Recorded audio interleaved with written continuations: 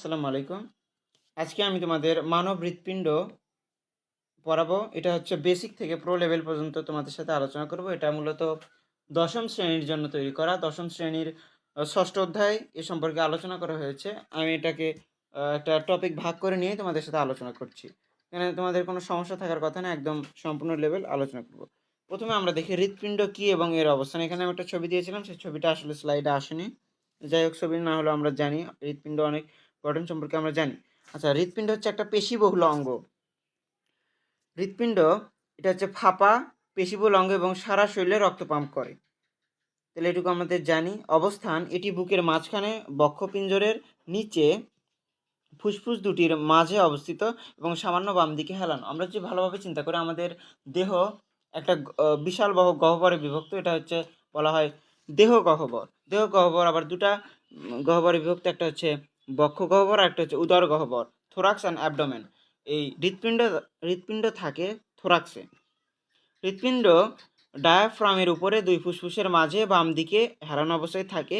যদি আমরা হৃৎপিণ্ড যে স্থানে থাকে সেই স্থান থেকে যে হৃৎপিণ্ডকে সরে নিই, বা এই যে স্থান থাকে এই স্থানের নামকে বলা হয় মিডিয়াস্টিনাম। হৃৎপিণ্ডের যে জায়গায় অবস্থান করে সেই স্থানের নাম মিডিয়াস্টিনাম। এটা আমি লিখিনি, এখানে তোমরা লিখে নিতে পারো। আকার, এটি মোটামুটি একজন মানুষের হাতের মুষ্টির সমান হয়ে থাকে। কাজ, অবিরাম সংকোচন ও প্রসারণের মাধ্যমে এটি কোষে কোষে অক্সিজেন ও পুষ্টি সরবরাহ করে এবং বজ্র পদার্থ অপসারণে সহায়তা করে। মোটামুটি এই কাজগুলো আমরা সকলেই জানি। এবং হৃৎপিণ্ডের চারটি প্রকোষ্ঠ, চেম্বার্স। উপরের প্রকোষ্ঠ অলিন্দ এবং নিচের প্রকোষ্ঠ হচ্ছে নিলয়, ভেন্ট্রিকল। উপরের প্রকোষ্ঠকে বলা হয় অলিন্দ বা অ্যাট্রিয়াম। তাহলে আমরা এখন অ্যাট্রিয়াম নিয়ে পড়ব।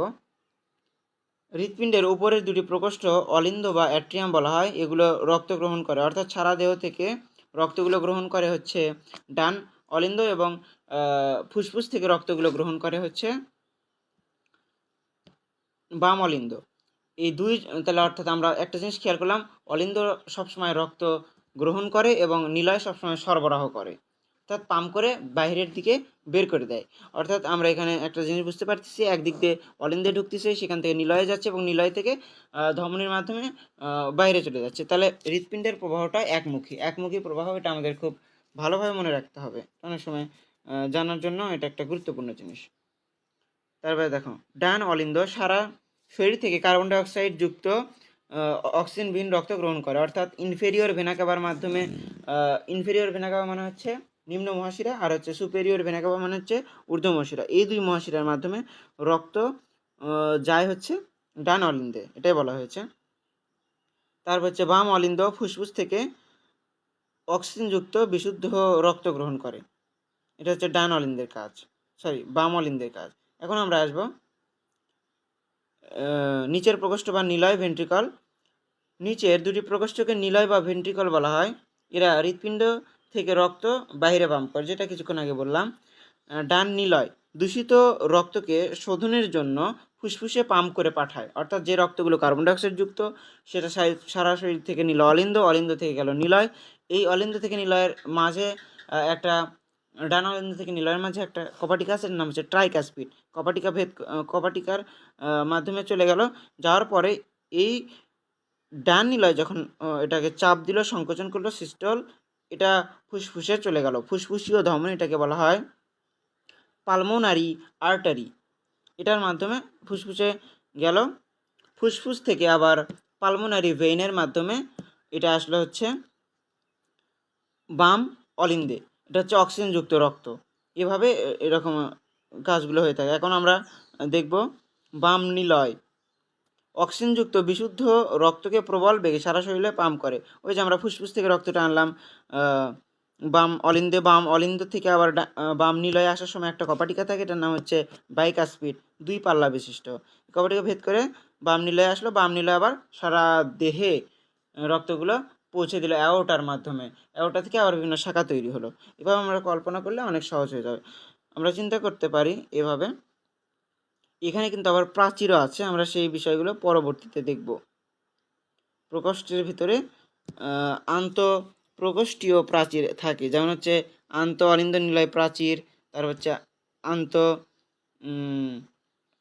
অলিন্দ আন্ত অলিন্দ প্রাচীর, আন্তঃনিলয় প্রাচীর, এগুলো আমাদের জানতে হবে।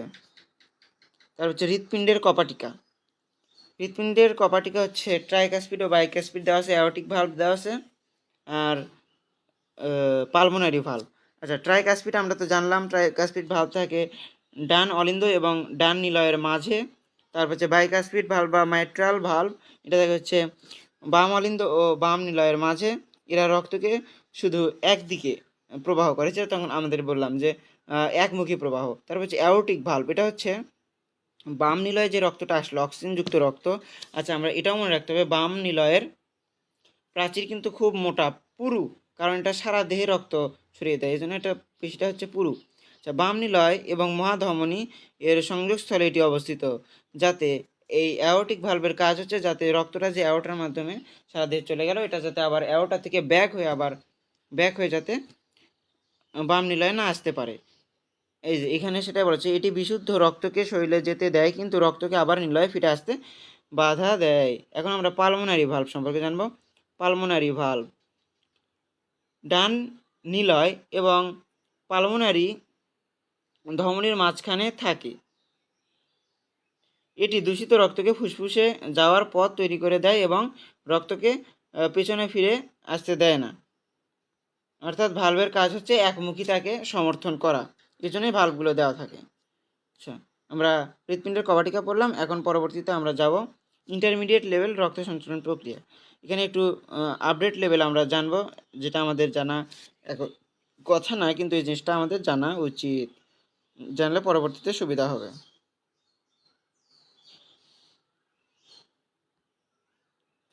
আচ্ছা, আমরা এখানে দেখি ডাবল সার্কুলেশন। সার্কুলেশন দুই ধরনের, একটা হচ্ছে সিস্টেমিক আর একটা হচ্ছে পালমোনারি। সিস্টেমিক মনে রাখবো সবসময়, এটা হচ্ছে হার্টের নিজস্ব বলতে আমি তোমাদেরকে মনে রাখার জন্য বললাম, অর্থাৎ এটা শুধুমাত্র হার্ট কেন্দ্রিকই হয়, হার্ট থেকে সারা শরীরে আবার সারা শরীর থেকে হার্টে। এটা হচ্ছে ফুসফুসে যাওয়ার কোনো কাহিনী নেই। আর পালমোনারি সার্কুলেশন, এটা হচ্ছে হার্ট থেকে ফুসফুসে, ফুসফুস থেকে হার্টে, এটা হচ্ছে পালমোনারি। পালমোনারি মানে হচ্ছে ফুসফুস, তাহলে পালমোনারি দিয়ে সবসময় মনে রাখবো ফুসফুসের সাথে সম্পর্কিত। তাহলে দেখো, সিস্টেমিক সার্কুলেশন এই প্রক্রিয়ায় বাম নিলয় থেকে অক্সিজেনযুক্ত রক্ত মহাধমনির মাধ্যমে সারা শরীরে ছড়িয়ে পড়ে এবং পরে কার্বন ডাইঅক্সাইড যুক্ত হয়ে মহাশিরা দিয়ে ডান অলিন্দে ফিরে আসে। খুব সহজ, এগুলো মনে রাখতে পারবা। পালমোনারি সার্কুলেশন, ডান নিলয় থেকে দূষিত রক্ত পালমোনারি ধমনির মাধ্যমে ফুসফুসে যায়, সেখানে কার্বন ডাইঅক্সাইড ত্যাগ করে অক্সিজেন গ্রহণ করে এবং পালমোনারি শিরার মাধ্যমে বিশুদ্ধ রক্ত বাম অলিন্দে প্রবেশ করে বা ফিরে আসে। এখানে মনে রাখতে হবে পালমোনারি সার্কুলেশনের ক্ষেত্রে পালমোনারি ধমনী এবং পালমোনারি শিরা দুটাই ব্যতিক্রম। পালমোনারি শিরা হওয়া উচিত ছিল হয়তো কার্বন ডাইঅক্সাইড যুক্ত রক্ত নিয়ে যাবে, কিন্তু এখানে করে কি অক্সিজেন যুক্ত রক্ত নিয়ে যায়। পালমোনারি ধমনী কি করে, কার্বন ডাইঅক্সাইড যুক্ত রক্ত নিয়ে যায়, দুটা উল্টা। এটা হচ্ছে আমাদের মনে রাখতে হবে, এটা হচ্ছে ব্যতিক্রম। এখন আমরা আসো প্রো লেভেল ইলেকট্রিক্যাল সিস্টেম ও রোগ। আচ্ছা, এই জিনিসটা আমাদের জানার মনে হয় খুব একটা প্রয়োজন নেই, শুধু আমি তোমাদের এসে নোট পড়াচ্ছি, এটা জেনে রাখা ভালো, কিন্তু পরবর্তীতে যে এভি নোট বা আর পার্কিন যে তন্তু, এগুলো না জানলেও হবে। এসে নোট, এটা হচ্ছে ডান অলিন্দে অবস্থিত, এটি হৃৎপিণ্ডের প্রাকৃতিক পেসমেকার, মানে এটাকে প্রাকৃতিক পেসমেকার বলা হয়। এটা কিন্তু আল্লাহ তাআলা থেকেই প্রদত্ত, এটা প্রাকৃতিকভাবে এটি বৈদ্যুতিক সংকেত তৈরি করে এবং হৃদস্পন্দন শুরু করে। এই এসএ নোডের কাজ হচ্ছে বৈদ্যুতিক মানে সিগন্যাল তৈরি করে, যার ফলে এই হৃৎপিণ্ডটা সচল থাকে, পাম্প করে, সংকোচন করে। এই যে তরঙ্গ বা বৈদ্যুতিক তরঙ্গটা, সংকেতটা এই এসএ নোডই দিয়ে থাকে। এই জন্য আমরা অনেক সময় দেখি না যে কোনো একটা মনিটরে গ্রাফ লাইন একদম ফ্ল্যাট হয়ে গেছে, এটাকে বলা হয় বেজ লাইন, এটা একদম ফ্ল্যাট হয়ে গেছে, তখন আমরা বুঝি যে সেই লোকটা হয়তো মারা গেছে। কিন্তু এটাই হচ্ছে একটা মূল ব্যাপার। এই এসএ নোড যখন বিদ্যুৎ তরঙ্গ দিতে পারে না, ওটা হচ্ছে ইলেকট্রিক তরঙ্গটাই আসলে ডিটেক্ট করে, যে তরঙ্গটা যদি যখন দেয় তখন হার্টটা পাম্প করে, তখনই ওই গ্রাফে আমরা উঁচু নিচু রেখাগুলো দেখতে পারি। আচ্ছা, পরবর্তীতে আমরা আসি ইসিজি এবং হৃদরোগ। ইসিজি আমরা এখানে বেশি কিছু আমাদের জানার দরকার নেই। এখানে আমরা জানবো হচ্ছে ইসিজির পুনরূপ ইকোকার্ডিওগ্রাম। ইসিজি হলো হৃৎপিণ্ডের বৈদ্যুতিক কার্যকলাপের একটি গ্রাফিক্যাল রেকর্ড। আচ্ছা, এটি কয় প্রকার এগুলো জানার দরকার নেই। এখন আমরা জানবো হচ্ছে হৃদরোগ, heart disease, myocardial infraction. Myocardial হচ্ছে মায়ো মানে পেশি, কার্ডিয়াল মানে হৃদ, তাহলে হচ্ছে হৃদের পেশির ইনফ্রাকশন মানে হচ্ছে ত্রুটি বা আঘাত বা নষ্ট হয়ে যাওয়ার কথা বলা হচ্ছে। অর্থাৎ আমাদের মায়োকার্ডিয়াম এটার ধ্বংস হয়ে যাওয়াকে বলা হচ্ছে মায়োকার্ডিয়াল ইনফ্রাকশন বা হার্ট অ্যাটাক। এটা রোগ, হার্ট অ্যাটাক আমরা শুনি না ওটা। তারপর হচ্ছে coronary artery disease. Coronary coronary ধমনী থাকে হচ্ছে হৃৎপিণ্ডের প্রাচীরে। এই আর্টারি হচ্ছে সবসময় আমাদের হৃৎপিণ্ডকে পুষ্টি, রক্ত এবং অক্সিজেন দিয়ে মানে হৃৎপিণ্ডকে সচল রাখে। এটার কোনো সমস্যা হলে আমাদের সিএডি এই পরীক্ষাটা করতে হয়। মানে পরীক্ষাটা করতে হয় না, সরি আমি ভুল বলছি। এটা হচ্ছে ডিজিজের নাম, করোনারি আর্টারি ডিজিজ, সিএডি। আচ্ছা, অ্যারাথমিয়া অনিয়মিত স্পন্দন হলে আমাদের এই ইসিজির মাধ্যমে ধরা পড়ে। মানে এটা হচ্ছে প্রাথমিক পর্যায়ে বা প্রাথমিকভাবে হয়ে থাকে। ইসিজি করার মাধ্যমে আমরা বুঝতে পারি। প্রশ্ন এবং উত্তর। এখন আমরা তোমাদের তো অনেক কিছু আলোচনা করলাম।